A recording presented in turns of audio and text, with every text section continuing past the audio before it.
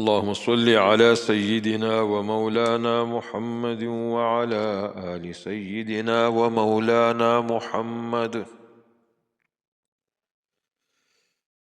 أفضل صلواتك بعدد معلوماتك وبارك وصل وسلم عليه.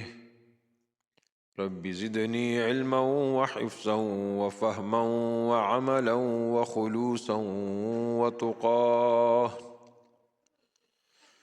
أما بعد فأعوذ بالله من الشيطان الرجيم. بسم الله الرحمن الرحيم.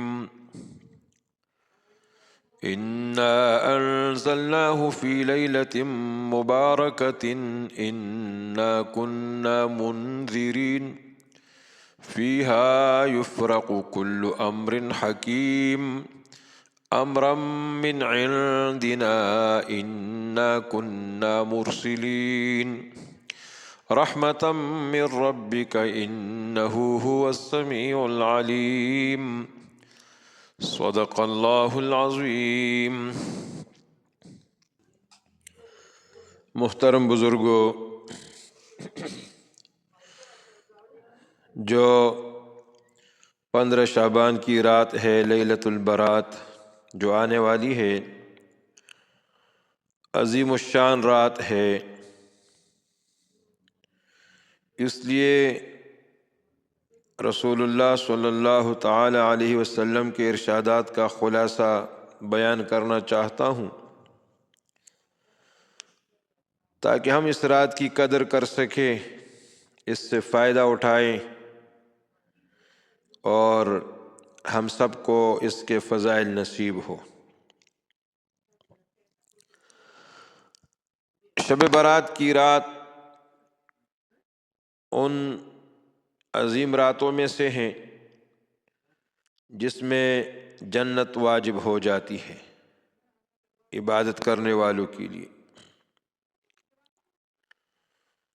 تو جو 5 راتیں ہیں، جیسے کہ حدیث میں فرمایا، جو ان راتوں کو عبادت میں گزارے گا ان کے لیے جنت واجب ہوگی. اس میں سے ایک رات شب برات کی بھی ہے اور دوسری رات شب قدر ہے، جو رمضان کے اخیر عشرے میں جس کے لیے اعتکاف کیا جاتا ہے.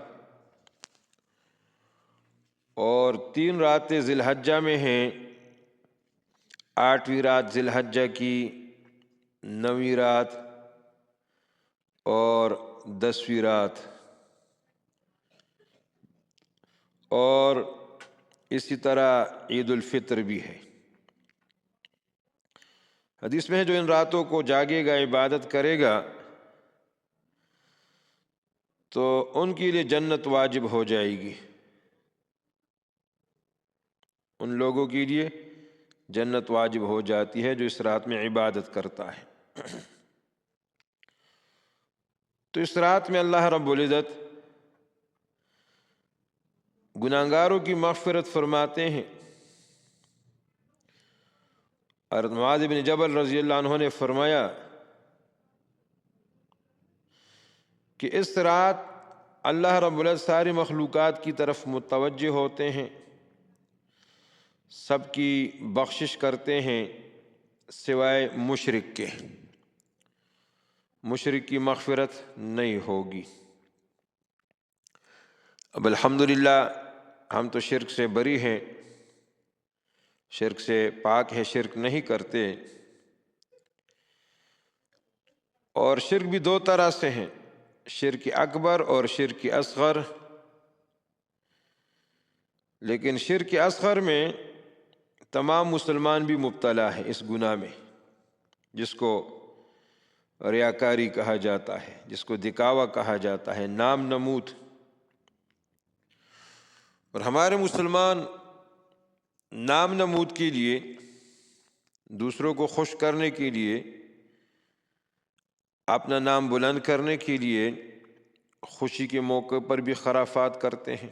شادی کے موقع پر بڑے بڑے ولیمے ہوتے ہیں اور تاکہ لوگ کہیں گے کہ دیکھو کتنا بہترین ولیمہ دیا ہے، بڑے بڑے خرچے کرتے ہیں اور بڑے فضولیات کرتے ہیں، اور جہیز کے نام پہ جو ہے کیا کچھ کرتے ہیں، دکھاوے کے لیے کرتے ہیں۔ غمی کے موقع پر بھی ایسا ہی کرتے ہیں، مرنے کے بعد اپنے پیاروں کے نام پر ان کو خوش کرنے کے لیے یا لوگوں کو خوش کرنے کے لیے غمی کے موقع پر کیا کچھ ہوتا ہے، کل کے نام پہ کل والے دن کیا خوشی کا سما ہوتا ہے، طرح طرح کے رنگ برنگ کے کانے ہوتے ہیں، اور کانے کے بعد لوگوں سے پوچھا جاتا ہے کہ کانا کیسا تھا، لوگ تعریف کرے تو خوش ہو جاتے ہیں۔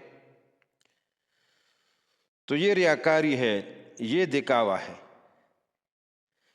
یہ شرک اصغر ہے، لہٰذا اس سے بچنا چاہیے تمام مسلمانوں کو۔ تو فرمائے کہ مشرک کی مغفرت نہیں ہوگی اس رات میں۔ دوسرے نمبر پر قطع رحمی ہے، قطع تعلقات کرنا، رشتہ توڑنا، بائیکاٹ کرنا، معمولی باتوں پر رشتہ داریوں کے ساتھ ختم ہو جاتا ہے، بائیکاٹ ہو جاتا ہے، ایک دوسرے کا منہ دیکھنا گوارا نہیں کرتے، تو قطع رحم کرنے والوں کی مغفرت نہیں ہوگی۔ اور دوسری روایت میں ہے 5 بندے اس میں ذکر کی گئی ہیں جن کی ان راتوں میں بھی مغفرت نہیں ہوتی۔ نمبر 1 شرابی، شراب پینے والا۔ تو یہ تو کافروں کا کام تھا شراب پینا، آج ہمارے مسلمان بھی جو ہے شراب پی رہے ہیں، کلم کلا بیچ رہے ہیں، پی رہے ہیں، فخر کیا جاتا ہے، تو یہ حرام ہے مسلمان کے لیے۔ شراب پینا اللہ کی نافرمانی ہے، اللہ رسول کی حکم عدولی ہے، تو شراب پینے والا جب تک کہ توبہ نہ کرے ایسے بابرکت راتوں میں شرابی کی مغفرت بھی نہیں ہوتی۔ دوسرے نمبر پر ناحق قتل کرنے والا، کسی کو ناحق قتل کر دیا، یہ گناہ بھی آج عام ہے، ناحق قتل کر دیے جاتے ہیں، کتنے ناحق قتل ہوتے ہیں، نہ قاتل کو پتہ ہوتا ہے میں کیوں مار رہا ہوں، نہ مقتول کو پتہ ہے مجھے کیوں مارا جا رہا ہے۔ تو یہ بھی حرام ہے، کسی انسان کا قتل کرنا اور پھر مسلمان کا قتل کرنا، اس کا بہت بڑا وبال ہے۔ نمبر 3 شلوار کو ٹخنوں سے نیچے لٹکانے والا، اس کی مغفرت نہیں ہوگی۔ آج مسلمان کافروں کی دیکھا دیکھی میں ان کے طور طریقے اپنانے میں بڑا فخر محسوس کرتے ہیں، حالانکہ یہ رسول اللہ صلی اللہ علیہ وسلم کی سنت کے خلاف ہے۔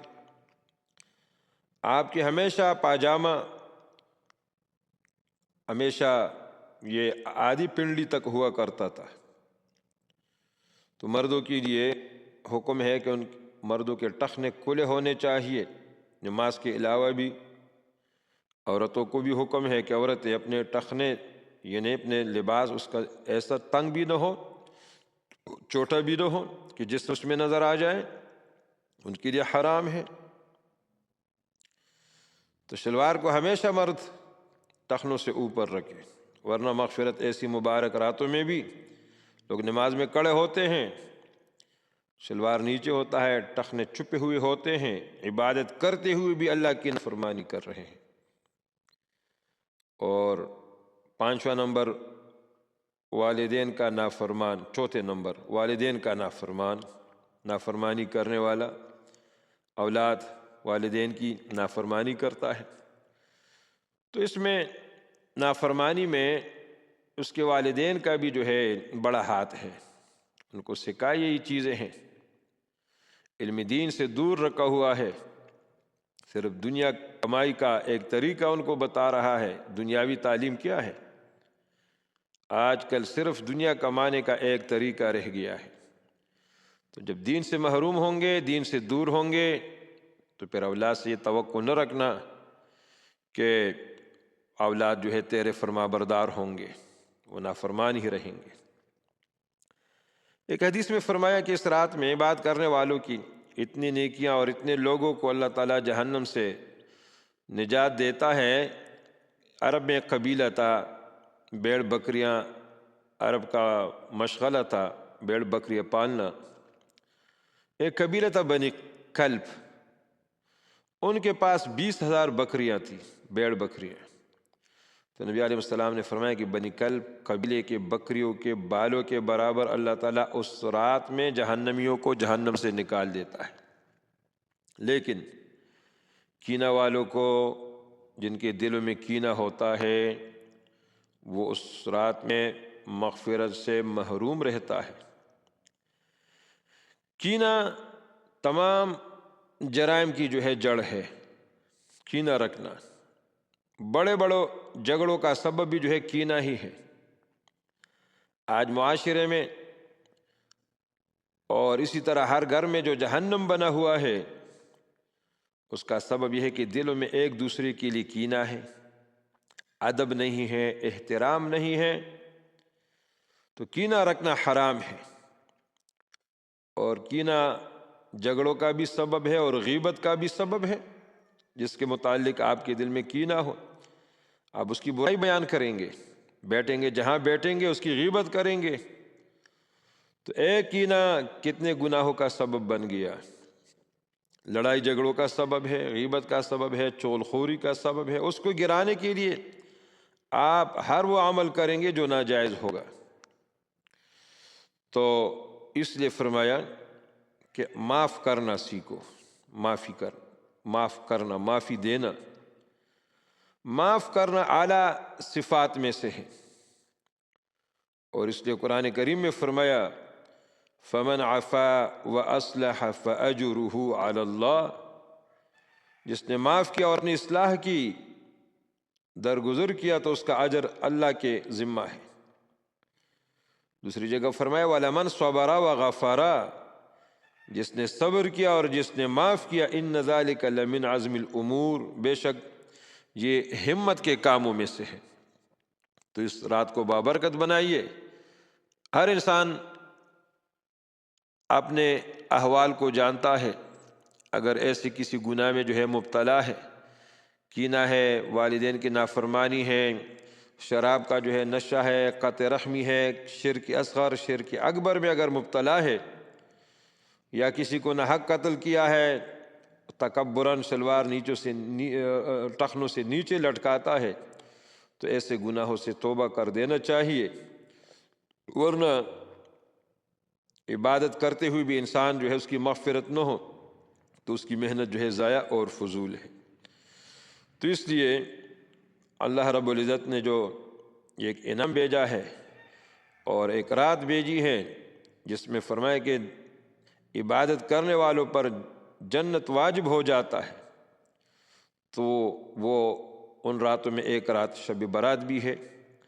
اللہ تعالی ہمیں اس کی قدر کی توفیق عطا فرمائے، اور اس میں جو صحیح عبادات ہے اللہ تعالیٰ ان عبادات کی ادائیگی کی بھی توفیق عطا فرمائے، اور تمام نافرمانیاں جس میں ہم مبتلا ہے اللہ تعالیٰ ہمیں وہ بھی توفیق عطا فرمائے کہ ہم اس سے توبہ کریں، اور یہ بھی اللہ سے اس رات کو دعائیں بھی مانگے، توبہ استغفار بھی کرے، تاکہ ہمارے گناہ بھی جو ہے وہ معاف ہو جائے۔